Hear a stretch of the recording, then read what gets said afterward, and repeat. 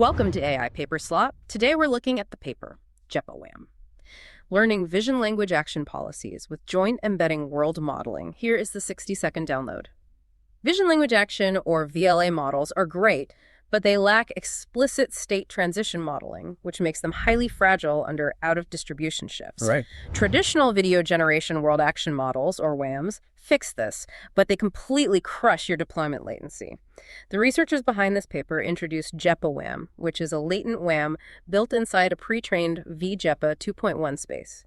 It couples transition prediction and continuous action generation through a shared Qwen 2.5 0.5b predictor. Yeah, the shared backbone is key there. Exactly. And instead of predicting a single future frame, it encodes a spatially structured joint current future target using V-JEPA's temporal tubelets. This maintains dense patch-level correspondence. The result, 79.2% on LIBERO-Plus, which is the best result without large-scale robot policy pre-training. And when they bolted this objective onto the pre-trained Pi 0.5 model, it hit 86.3%. Plus, it runs at an incredibly fast 85 milliseconds per inference. It's a massive leap for deployment. It really is. Okay, let's unpack this. If you are building robotic pipelines, you want the physical intuition of a world model, but generating future video frames at test time is computationally prohibitive. So to really understand the breakthrough of JEPA-WAM, we first need to diagnose exactly where existing latent world action models are basically failing your pipelines. Yeah, that's exactly where we need to start. Because when you look at current latent WAMs, they usually take one of two pretty flawed paths.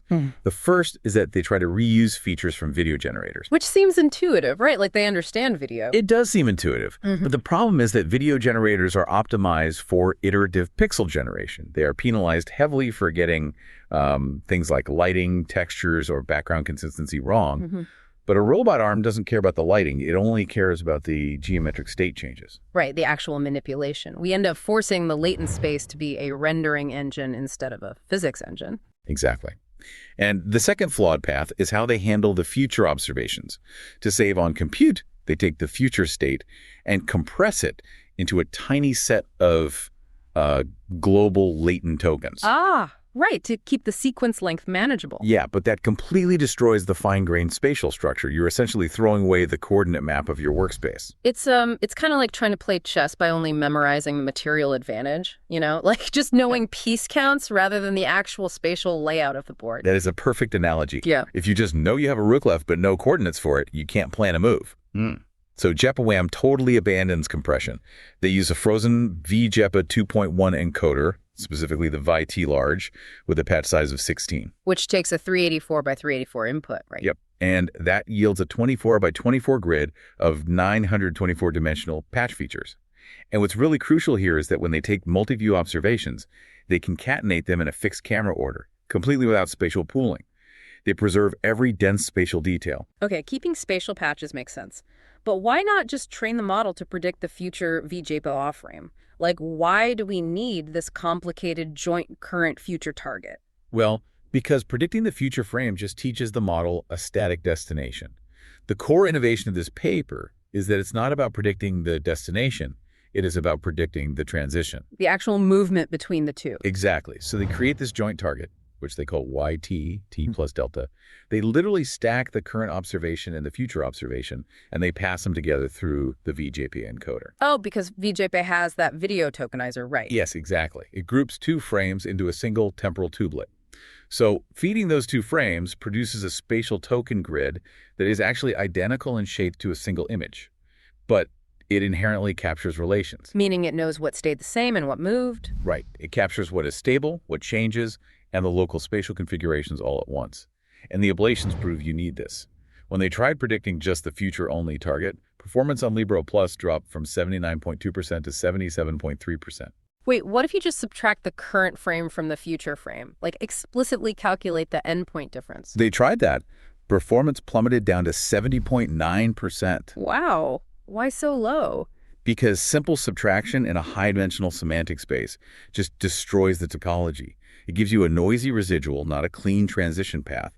Even applying a convolutional mixing transformation like an JEPA, drop it to 74.7%. You need strict patch-level correspondence. Here's where it gets really interesting for me. It's basically the difference between showing a model a picture of a completed Lego castle versus showing it a two-frame time-lapse of the bricks actually clicking together. That is exactly what the tubelets are doing. But mathematically, how do we know it's actually learning the temporal dynamics of the transition and not just memorizing a static difference between two images? That is the big question, right? And to answer it, the authors ran these really brilliant frozen representation probes to see if it was actually learning time. Okay, break that down for us. Sure. So they did a temporal gap decoding probe. They fixed a future anchor image, say the robot completing a graph, and then fed the model pairs of images with different temporal gaps leading up to it, like delta equals 10, 20, 30, 40, or 50 frames. So the model has to guess how much time is between the current frame and that anchor. Exactly. And the joint target achieved 67.2% accuracy in predicting the exact gap. The endpoint difference baseline only hit 47.0%. That's a massive gap. It is, but it gets even wilder. They trained it to predict numerical gaps of just 0, 20, and 40 frames, and then they tested it on unseen gaps 10, 30, and 50. Wait, really? So it had to interpolate the time? Yes, and it successfully generalized to those unseen gaps. The mean absolute error dropped from 13.32 frames with the difference baseline all the way down to 8.88 frames with the joint target. Okay, so it understands time. What about the actual movement arc? It gets that too. They tasked the joint target with predicting the 14-dimensional robot state residual trajectory. This means they mathematically removed the straight line displacement, forcing the model to predict how the robot maneuvers between points. Like curving around an obstacle? Exactly. And it predicted that hidden intermediate kinematic arc perfectly, just from the two endpoints processed through the tubelets. So what does this all mean for you listening? It means the latent space has implicitly learned kinematic physics. All right, we have this beautifully rich temporal representation, but how do we use it to actually move a robot arm without bloating the architecture and tanking our inference speed? Right, because if it's too slow, it's useless for control loops. This is where the shared predictor comes in. They use a unified forward pass with a Qwen 2.5 0.5b backbone using LoRa. Okay, a 500 million parameter linear model as the brain. What goes into the context window? A visual projector maps the V-JEPA tokens into the Qwen backbone. So you input the visual tokens, the text instruction, and then, crucially, you append these action placeholders at the end. Action placeholders. Yeah. The visual hidden states map directly to the transition prediction head. The loss there is the mean patchwise cosine distance against that joint target we talked about. But those action placeholders, they output dedicated representations called CT, which feed into a DIT action expert. So a diffusion transformer handles the actual movement, trained with conditional flow matching for velocity prediction. Exactly. The flow matching is super stable for continuous velocities. Yeah. And those dedicated readouts are vital. If you remove the action placeholders and just condition the DIT on the full hidden sequence, performance drops from 79.2% down to 73.1%. So it's like a dual major student, right? The brain is studying physics for the transition prediction and robotics for the action placeholders, simultaneously using the same neural pathways. Yeah, that's a great way to look at it. The robotics major inherently benefits from the physics intuition, but you keep their final exams separate so they don't interfere with each other. And at test time, you only make them take the robotics exam. Exactly. That is the best part. At deployment, that entire transition prediction head is stripped away. The inference latency is just 85 milliseconds, which is about 11.76 hertz. That is incredibly fast for a world model. Compare it to a baseline like about an M0, which runs at 125 milliseconds.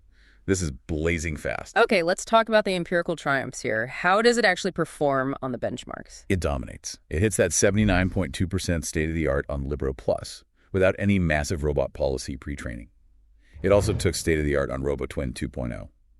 But what about real hardware? Simulation is one thing, but, hardware is where things usually break. They deployed it on a real-world bimanual Agilex Cobot Magic platform.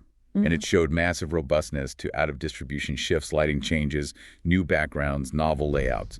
It scored 54.2% on ODE tasks. Wow. And what was the baseline there? The standard Pi0 model operating under the same conditions collapsed to 22.5%. That is more than double the robustness. But the ultimate flex in this paper, I think, is what they did to Pi0.5. Oh, absolutely. They took this JEPA transition objective and basically bolted it onto the massive pre-trained Pi0.5 VLA. Which is already a highly optimized 3 billion parameter model. How did they even do that without breaking it? Very carefully, they added future tokens and a super lightweight reshape and upsample projection just to match the joint target dimensionality. And by doing that, they push Pi0.5's LIBERO-Plus average from 84.5% up to 86.3%. Squeezing nearly 2% more out of a SOTA 3 billion parameter model just by adding an auxiliary loss is crazy. It proves this is totally architecture agnostic. It really does. It shows the objective function itself is what is so powerful here. This sounds invincible, but let's do a reality check. What are the limitations? What breaks this? Well, the authors are pretty upfront about this. Yeah. The limitation is that JEPA-WAM learns general visual temporal structure entirely independent of language. The joint target is unconditioned. Meaning it just looks at the visual patches regardless of the text prompt. Right. So imagine a single current observation could lead to wildly different futures depending strictly on a nuanced language command. Because the target is unconditioned, it might struggle to supervise the action expert perfectly in those highly ambiguous situations. Oh, I see. Like if I say put the apple in the drawer versus put the apple on the plate, the visual delta is completely different, but the unconditioned target might not capture that semantic nuance. Exactly. The future work they point to is moving toward language-conditioned transition targets to fix that gap. Okay, that makes total sense. As we wrap up this deep dive, I want to leave you with a final thought to mull over. If we can successfully inject physics-based transition prediction into VLAs without slowing down inference by using these V-JEPA tuplets, what happens when we apply this joint target concept to non-physical reasoning? That is a fascinating direction. Right. Could we train LLMs to predict the joint transition between two logical steps in a math proof rather than just generating the next token? Instead of auto-regressively plotting along, encode the logical delta. Think about how this architecture could map to the bottlenecks in your own domain. Thank you so much for tuning in to this deep dive on AI Paper Slop. We will see you next time.